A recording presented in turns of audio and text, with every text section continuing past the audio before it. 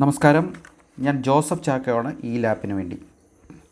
നമ്മൾ 7th സ്റ്റാൻഡേർഡിൻ്റെ Kerala reader English part 2വിൻ്റെ മാൻ ആൻഡ് മീഡിയ എന്ന യൂണിറ്റ് 3rd യൂണിറ്റ് നമ്മൾ പഠിച്ചുകൊണ്ടിരിക്കുകയാണ്. ദ സ്റ്റോറി ഓഫ് മെസ്സേജസ് എന്ന പാസേജ് നാം പഠിച്ചു കഴിഞ്ഞു. Page number 81. അതിൻ്റെ ടെക്സ്റ്റുവൽ ക്വസ്റ്റ്യൻസ് ആൻഡ് ആൻസേഴ്സും നമ്മൾ എഴുതി കഴിഞ്ഞു. നിങ്ങൾ ടെക്സ്റ്റ് ബുക്ക് നന്നായി വായിക്കണം, ക്വസ്റ്റ്യൻ ആൻസേഴ്സ് നന്നായി പഠിക്കണം. നമുക്കടുത്ത ആക്ടിവിറ്റിയിലേക്ക് പോകാം. Page number 82. പേജ് നമ്പർ 82വിൻ്റെ ബിഗിനിങ്ങിൽ കൊടുത്തിരിക്കുന്ന ആ സെൻറ്റൻസസ് നിങ്ങൾക്കൊന്ന് വായിച്ചു നോക്കാം. ഞാൻ ഒന്ന് വായിച്ചു തരാം. Do you want to know how messages were conveyed in the past in your locality? Locality എന്ന് പറഞ്ഞാൽ നമ്മുടെ പ്രദേശം. യുവർ ലൊക്കാലിറ്റി എന്ന് പറഞ്ഞാൽ നിങ്ങളുടെ പ്രദേശത്ത് എങ്ങനെയാണ് മെസ്സേജസ് കൺവേ ചെയ്യപ്പെട്ടിരുന്നത് എന്ന് പറഞ്ഞാൽ പരസ്പരം കൈമാറിയിരുന്നത് എങ്ങനെയെന്ന് നിങ്ങൾക്കറിയാമോ? മുൻപ് എങ്ങനെയായിരുന്നു മെസ്സേജസ് കൈമാറിയിരുന്നത്, അതായത് ആശയവിനിമയം നടത്തിയിരുന്നത് നിങ്ങളുടെ നാട്ടിൽ എങ്ങനെയായിരുന്നു? You can ask your elders about it. നമുക്ക് എവിടെ നിന്നാണ് ഇതിൻ്റെ വിവരം കിട്ടുക? You can ask your elders about it. നമ്മുടെ അച്ഛനോടോ അമ്മയോടോ അല്ലെങ്കിൽ അയൽവക്കത്തുള്ള മുതിർന്ന വ്യക്തികളോടോ ഒക്കെ നമുക്ക് ചോദിക്കണമെങ്കിൽ, വിവരങ്ങൾ അറിയണമെങ്കിൽ നാം ചോദ്യങ്ങൾ ചോദിക്കണം. അപ്പം നമുക്ക് ചെയ്യേണ്ടതായ ടാസ്ക് ഇതാണ്. What questions would you ask? എന്തൊക്കെ ചോദ്യങ്ങൾ നിങ്ങൾ ചോദിക്കും? Frame at least 5 such questions. അങ്ങനെ ചോദിക്കാൻ പറ്റുന്ന, നമ്മൾ ഉദ്ദേശിക്കുന്ന വിവരങ്ങൾ അദ്ദേഹത്തിൻ്റെ നിന്നും നമുക്ക് ലഭിക്കണമെങ്കിൽ എന്തൊക്കെ ചോദ്യങ്ങളായിരിക്കണം നമുക്ക് ചോദിക്കാൻ സാധിക്കുന്നത്? ഇത്തരത്തിലുള്ള ആക്ടിവിറ്റി നമ്മൾ ചെയ്യുമ്പോൾ ഒരു കാര്യം നമ്മൾ ശ്രദ്ധിക്കുക. കൂടുതൽ ആഴമായിട്ട് അതിലേക്ക് ഇറങ്ങിച്ചെല്ലണമെന്നോ ചിന്തിക്കണമെന്നോ ഇല്ല. പ്രത്യക്ഷത്തിൽ നമ്മളുടെ മനസ്സിൽ തോന്നുന്ന ഏതാനും ചില ചോദ്യങ്ങൾ ഒന്ന് എഴുതി വയ്ക്കുക. അത് ഏത് ഭാഷയിലുമാകട്ടെ, നമ്മൾ ചിന്തിക്കുന്നത് ഏത് ഭാഷയിലാണെങ്കിലും നമ്മുടെ മനസ്സിൽ തോന്നുന്നത് നമ്മൾ എഴുതി വയ്ക്കുക. നമുക്കെന്തെല്ലാം ചോദ്യങ്ങൾ നമ്മുടെ മനസ്സിലേക്ക് വരും? മുൻകാലങ്ങളിൽ നിങ്ങൾക്ക് സന്ദേശങ്ങൾ ലഭിച്ചിരുന്നോ? നിങ്ങൾ സന്ദേശങ്ങൾക്ക് മറുപടി നൽകിയിരുന്നോ? എങ്ങനെയായിരുന്നു നിങ്ങളുടെ മുൻപിൽ സന്ദേശങ്ങൾ എത്തിയിരുന്നത്? ആരാണ് നിങ്ങൾക്കിത് കൊണ്ടു തന്നത്? ഏതെങ്കിലും പക്ഷികളെയോ മൃഗങ്ങളെയോ ഈ ആവശ്യത്തിനായി ഉപയോഗിക്കപ്പെട്ടിരുന്നോ? മെസ്സേജസ് ലഭിക്കുന്നതിന്, മെസ്സേജസ് തിരികെ അയക്കുന്നതിന് നിങ്ങൾക്ക് പണം മുടക്കേണ്ടതായി വന്നിട്ടുണ്ടോ? ഒരു മെസ്സേജ് നിങ്ങളുടെ കയ്യിലെത്താൻ എത്ര ദിവസങ്ങളെടുക്കും? നിങ്ങൾ നൽകുന്ന മറുപടി ആ വ്യക്തിയുടെ കയ്യിൽ തിരികെ എത്തണമെങ്കിൽ, ഒരാശയമായി തിരികെ എത്തണമെങ്കിൽ എത്ര ദിവസങ്ങൾ എടുക്കുമായിരുന്നു? ഇത്തരത്തിലുള്ള ചോദ്യങ്ങൾ നമുക്ക് ചോദിക്കാം. നമ്മൾ ചെയ്യേണ്ടത് ഇംഗ്ലീഷിൽ നമുക്ക് പരമാവധി ഇംഗ്ലീഷിൽ തന്നെ ചിന്തിക്കാൻ ശ്രമിക്കുകയും ഇംഗ്ലീഷിൽ തന്നെ ആ സെൻറ്റൻസ് എഴുതി വെക്കാനായിട്ട് നമ്മൾ ശ്രമിക്കുകയും ചെയ്യണം. നമുക്ക് 2 തരത്തിലുള്ള ചോദ്യങ്ങൾ ചോദിക്കാം. യേസ് അല്ലെങ്കിൽ നോ എന്ന് മറുപടി കിട്ടുന്ന ചോദ്യം ചോദിക്കാം, അല്ലെങ്കിൽ ക്വസ്റ്റ്യൻസ് വിത്ത് ക്വസ്റ്റ്യൻ വേർഡ് ചോദിക്കാം. ക്വസ്റ്റ്യൻസ് വിത്ത് ക്വസ്റ്റ്യൻ വേർഡ് ആണെങ്കിൽ ഒരു ഇൻഫർമേഷൻ, നമ്മൾ ആരോടാണോ ചോദിക്കുന്നത് അവരിൽ നിന്നും ഒരു ഇൻഫർമേഷൻ നമുക്ക് ലഭിക്കേണ്ടതായിട്ടുണ്ട്. അപ്പോൾ 2 തരത്തിലുള്ള ചോദ്യങ്ങൾ നമുക്ക് ചോദിക്കാവുന്നതാണ്. എങ്ങനെയാണ് നമ്മൾ പ്രതീക്ഷിക്കപ്പെടുന്ന ഉത്തരം, അല്ലെങ്കിൽ ഒരു ചോദ്യത്തിൻ്റെ ഉത്തരം നമുക്ക് ലഭിക്കണമെങ്കിൽ എന്ത് ചോദ്യം ചോദിക്കണം, എങ്ങനെയാണ് ആ ചോദ്യം ഫ്രെയിം ചെയ്യേണ്ടത് എന്നുള്ള വിശദമായൊരു ക്ലാസ് നമ്മുടെ തന്നെ ചാനലിലുണ്ട്. നിങ്ങളതൊന്ന് സന്ദർശിക്കണം. നിങ്ങൾക്കത് സംസാരിക്കാനായിരുന്നാലും പരീക്ഷയ്ക്ക് ആയിരുന്നാലും നിങ്ങൾക്ക് ഏറെ ഉപകരിക്കുന്ന ഒരു ക്ലാസ്സാണത്. അത് നിങ്ങളതൊന്ന് കാണണം, നിർബന്ധമായും നിങ്ങളത് കാണണം. ഞാനതിൻ്റെ ലിങ്ക് ഞാനിവിടെ നൽകിയേക്കാം. ആ ഡിസ്ക്രിപ്ഷൻ ബോക്സിൽ അതിൻ്റെ ലിങ്ക് നൽകാം. നിങ്ങൾ തീർച്ചയായിട്ടും ആ ക്ലാസ് ഒന്ന് കാണണം. ക്വസ്റ്റ്യൻ ഫോർമേഷൻ, എങ്ങനെയാണ് ക്വസ്റ്റ്യൻ രൂപപ്പെടുത്തുന്നത് എന്ന്. ഇവിടെ ഞാൻ ഏതാനും ചില ക്വസ്റ്റ്യൻസ് രൂപപ്പെടുത്തിയിട്ടുണ്ട്. അത് ഞാൻ നിങ്ങൾക്ക് വേണ്ടി ഒന്ന് ഷെയർ ചെയ്യാം.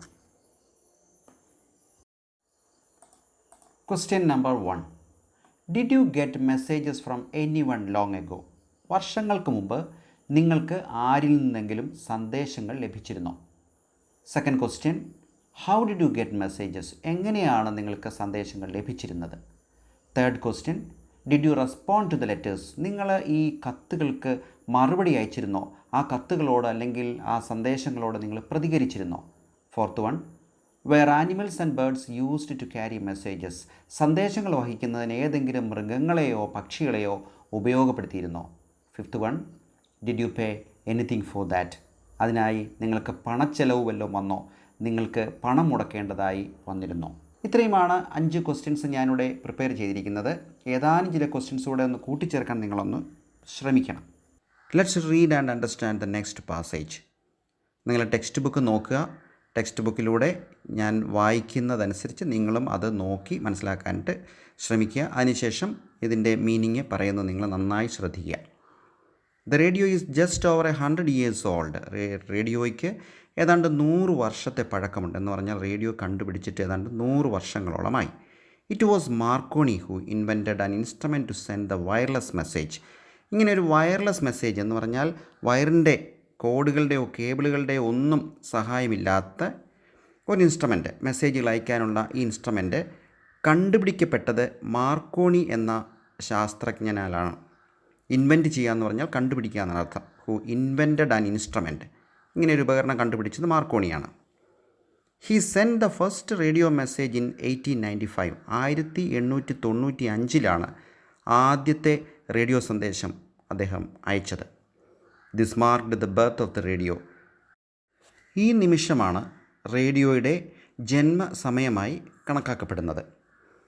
It was in fact developed from the telegraph which was invented by Cook and Wheatstone in 1835.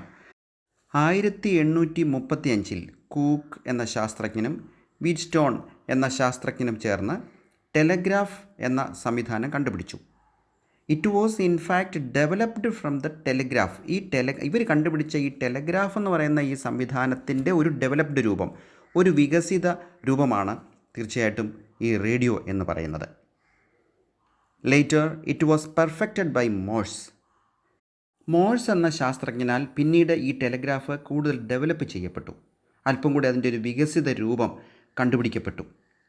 The word telegraph is derived from 2 Greek words.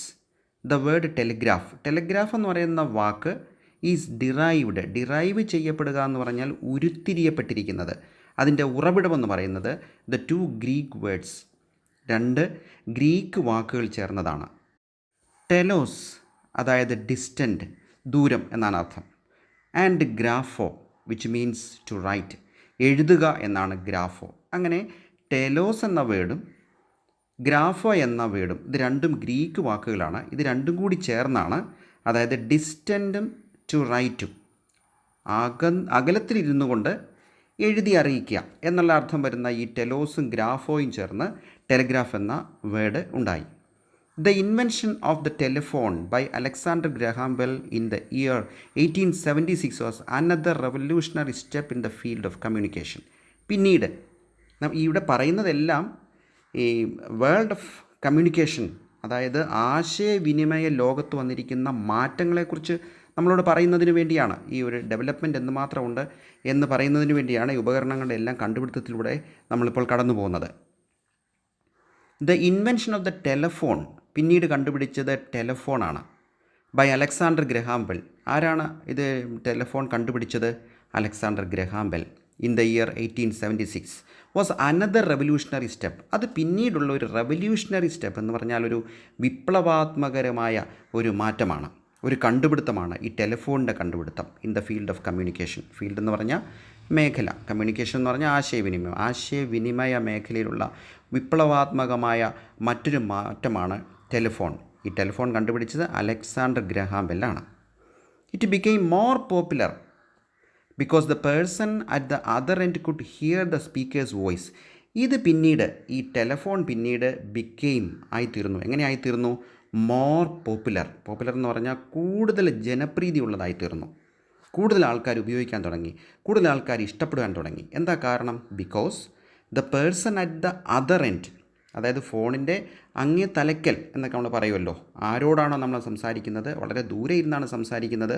അപ്പോൾ അങ്ങേ അറ്റത്തിരിക്കുന്ന വ്യക്തിക്ക് at the other end could hear the speaker's voice, ഇവിടുന്ന് സംസാരിക്കുന്ന ആളുടെ ശബ്ദം കേൾക്കാം എന്നുള്ളതാണ് ഇതിൻ്റെ പ്രത്യേകത. അതുകൊണ്ടാണ് ഇതിലേക്ക് ജനശ്രദ്ധ ആകർഷിക്കാനുള്ള കാരണം. ദ റേഡിയോ എന്നതൊരു ചെറിയ പാരഗ്രാഫാണ്, ചെറിയൊരു പാസേജാണ്.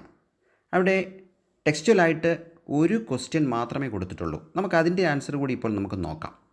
അപ്പോൾ ഏറ്റവും പ്രധാനമായിട്ട് നിങ്ങൾ ടെക്സ്റ്റ് ബുക്ക് ആവർത്തിച്ച് വായിക്കണം. ഇത് റേഡിയോ എന്ന ഭാഗം നിങ്ങൾ ആവർത്തിച്ച് വായിക്കണം. അതിനുശേഷം നിങ്ങൾ ഇതിൽ ഉത്തരം ഞാൻ പറഞ്ഞിരിക്കുന്നത് ശ്രദ്ധിക്കുന്നതിന് മുൻപായിട്ട് തന്നെ നിങ്ങൾക്കിതിൻ്റെ ഉത്തരം കണ്ടെത്താൻ സാധിക്കുന്നുണ്ടോ എന്ന് നിങ്ങളൊന്ന് പരീക്ഷിക്കണം. ഈ ക്വസ്റ്റ്യൻ ഒന്ന് ശ്രദ്ധിക്കുക. What are the advantages of the radio over the television? അതായത് ടെലിവിഷനേക്കാൾ റേഡിയോയ്ക്കുള്ള അഡ്വാൻറ്റേജ് എന്ന് പറഞ്ഞാൽ മെച്ചം, ഗുണം എന്നൊക്കെയാണ്. ടെലിവിഷനേക്കാൾ റേഡിയോയ്ക്കുള്ള ഗുണം എന്താണ്? Discuss. Write down your points. ക്ലാസ്സിൽ ഡിസ്കസ് ചെയ്തതിന് ശേഷം എഴുതാനാണ് പറഞ്ഞിരിക്കുന്നത്. ഇതിൻ്റെ ആൻസർ നമുക്കൊന്ന് നോക്കാം. നിങ്ങൾക്കിതിൻ്റെ ആശയം മനസ്സിലായല്ലോ. ടെലിവിഷനും റേഡിയോയും. അതിൽ റേഡിയോയ്ക്കുള്ള അഡ്വാൻറ്റേജ്, ടെലിവിഷനെ അപേക്ഷിച്ച് റേഡിയോയ്ക്കുള്ള അഡ്വാൻറ്റേജ്, ഗുണം എന്താണെന്നാണ് നമ്മൾ പരിശോധിക്കേണ്ടത്. ക്ലാസ്സിലുള്ള ഡിസ്കഷന് ശേഷം ഉരുത്തിരിഞ്ഞ ചില ആശയങ്ങൾ ഞാനിവിടെ എഴുതിയിട്ടുണ്ട്. നിങ്ങളതൊന്ന് ശ്രദ്ധിക്കുക. റേഡിയോയ്ക്ക് ടെലിവിഷനേക്കാൾ ഉള്ള മെച്ചം, ഏറ്റവും പ്രധാനമായും റേഡിയോ ഈസ് ഇൻഎക്സ്പെൻസീവ്. അത് വാങ്ങാനും വലിയ വിലയില്ല, അത് കൊണ്ടു നടക്കാനും ഉപയോഗിക്കാനും ഒന്നും വലിയ ചിലവ് വരുന്നില്ല. അടുത്ത അഡ്വാൻറ്റേജ്, ഇറ്റ്സ് പോർട്ടബിൾ. അത് എടുത്തുകൊണ്ട് നടക്കാം. നമ്മൾ എവിടെയാണോ ജോലി ചെയ്യുന്നത് അങ്ങോട്ടത് എടുത്തുകൊണ്ട് പോകാം, എടുത്തുകൊണ്ട് നടക്കാം. കാരണം അത് വെയിറ്റ് ഇല്ല, ചെറുതാണ്. തേർഡ് പോയിൻ്റ് എന്ന് പറയുന്നത്, we can listen to the radio while working. ജോലി ചെയ്തുകൊണ്ട് തന്നെ നമുക്ക് റേഡിയോ കേൾക്കാൻ സാധിക്കും. പക്ഷേ ടെലിവിഷൻ അങ്ങനെയല്ല, അതിൻ്റെ മുൻപിൽ തന്നെ നമ്മൾ പോയി ഇരിക്കേണ്ടതുണ്ട്. ഫോർത്ത് പോയിൻ്റ് ഇതാണ്, radio doesn't harm our eyes. Radio ഒരിക്കലും നമ്മുടെ കണ്ണിന് ദോഷം ചെയ്യുന്നില്ല. ഇത്രയും ഡിസ്കഷൻ്റെ പോയിൻറ്റ്സാണ് ഇവിടെ ഞാൻ എഴുതിയിരിക്കുന്നത്. നിങ്ങളത് നോക്കുക. നിങ്ങളുടെ ക്ലാസ്സിൽ ഡിസ്കഷന് ശേഷം കൂടുതൽ പോയിൻറ്റ്സ് ഉരുത്തിരിഞ്ഞിട്ടുണ്ടെങ്കിൽ അതുകൂടെ നിങ്ങൾക്ക് എഴുതി ചേർക്കാവുന്നതാണ്. പേജ് നമ്പർ 82 തന്നെ ഒരു കാർട്ടൂൺ ഉണ്ട്. അതും വലിയൊരു ഡിസ്കഷനിലേക്ക്, ക്ലാസ്സിലുള്ള ഒരു ഡിസ്കഷനിലേക്ക് വഴി തുറക്കുന്ന ഒരു കാർട്ടൂണാണത്. ഇവിടെ എന്താ എഴുതിയിരിക്കുന്നതെന്ന് നോക്കുക. We surely live in a better world don't we. അതായത് നമ്മളോട് ചോദിച്ചിരിക്കുന്നത് നമ്മളൊരു ബെറ്റർ വേൾഡിലാണ് എന്ന് പറഞ്ഞാൽ നമ്മുടെ പൂർവ്വകാലം പരിശോധിച്ചാൽ, കുട്ടികളെ സംബന്ധിച്ച് അങ്ങനെയല്ല എങ്കിലും പ്രായമുള്ളവരെയൊക്കെ സംബന്ധിച്ച്, മുതിർന്നവരെയൊക്കെ സംബന്ധിച്ച് അവരുടെ പൂർവ്വകാലം എന്ന് പറയുന്നത് മെസ്സേജസിന് വേണ്ടി ദിവസങ്ങളോളം കാത്തിരിക്കുക. മെസ്സേജസ് അയക്കാനാണെങ്കിലും അത് എത്തപ്പെടേണ്ട സ്ഥലത്ത് എത്താനായിട്ട് വളരെയധികം സമയമെടുക്കുക. ഇങ്ങനെയുള്ളൊരു ദുരവസ്ഥ അന്നുണ്ടായിരുന്നു. അപ്പം നമ്മളോട് ചോദിക്കുകയാണ്, imagine waiting for a fortnight or more for a message to reach us. Imagine എന്ന് പറഞ്ഞാൽ ഒന്ന് സങ്കല്പിച്ച് നോക്കുക. വെയിറ്റിംഗ് ഫോർ എ ഫോർട്ട്നൈറ്റ് എന്ന് പറഞ്ഞാൽ 2 ആഴ്ച കാലഘട്ടമാണ്, 2 ആഴ്ച. ഓർ മോർ, അല്ലെ അതിലധികം, for a message to reach us. ഒരു മെസ്സേജ് നമ്മളിൽ എത്തിച്ചേരണമെങ്കിൽ 2 ആഴ്ചയോ അതിലധികമോ കാത്തിരിക്കേണ്ട ഒരവസ്ഥ ഒന്ന് ആലോചിച്ച് നോക്കാനാണ് പറഞ്ഞിരിക്കുന്നത്. അതുകൊണ്ടാണ് ആദ്യത്തെ സെൻറ്റൻസ് പറഞ്ഞിരിക്കുന്നത്, we surely live in a better world. നമ്മളൊരു കൂടുതൽ മെച്ചപ്പെട്ട ഒരു ലോകത്തിലാണ് നമ്മൾ ജീവിക്കുന്നത് അല്ലേ എന്നാണ് നമ്മളോട് ചോദിച്ചിരിക്കുന്നത്.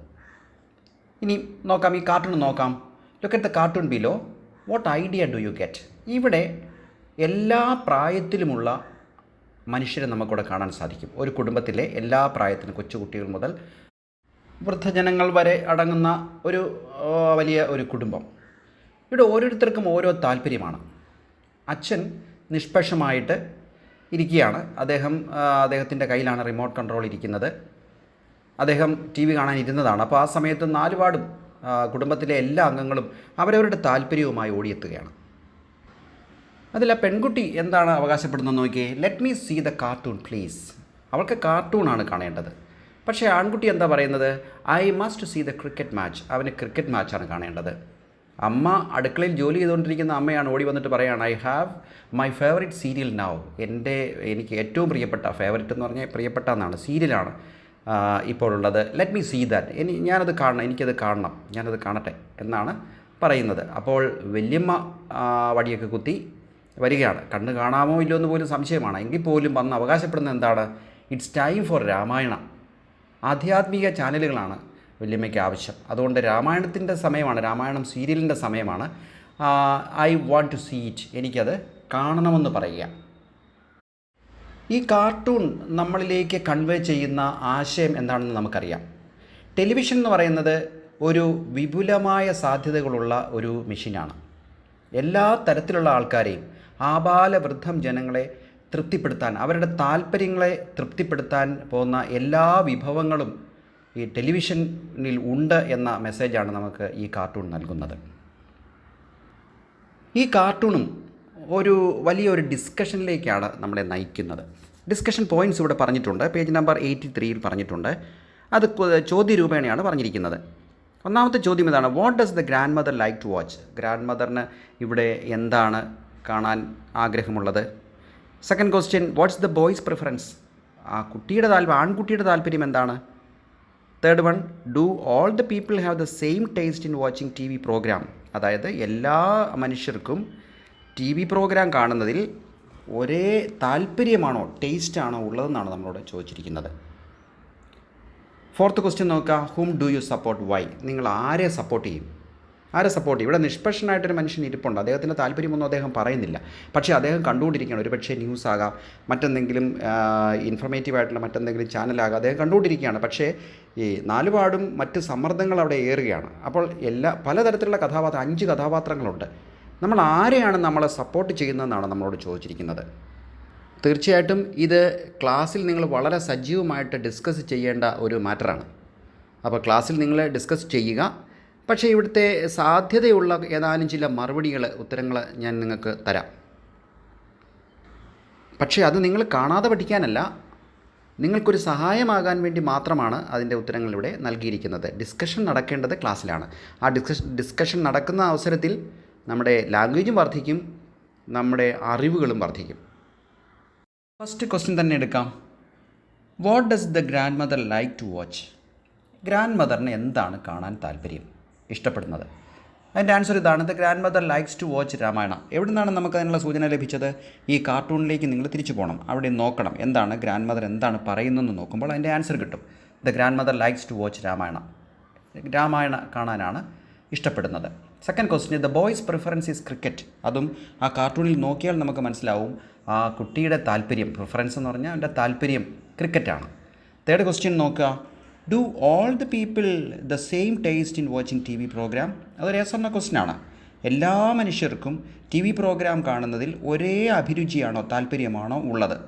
അല്ല എന്നുള്ളത് ഈ കാർട്ടൂൺ കാണുമ്പോൾ നമുക്ക് മനസ്സിലാവും. അതുകൊണ്ട് തീർച്ചയായിട്ടും ആൻസർ നോ എന്ന് തന്നെയാണ്. No, all the people don't have the same preference. അതാണ് എൻ്റെ ആൻസർ.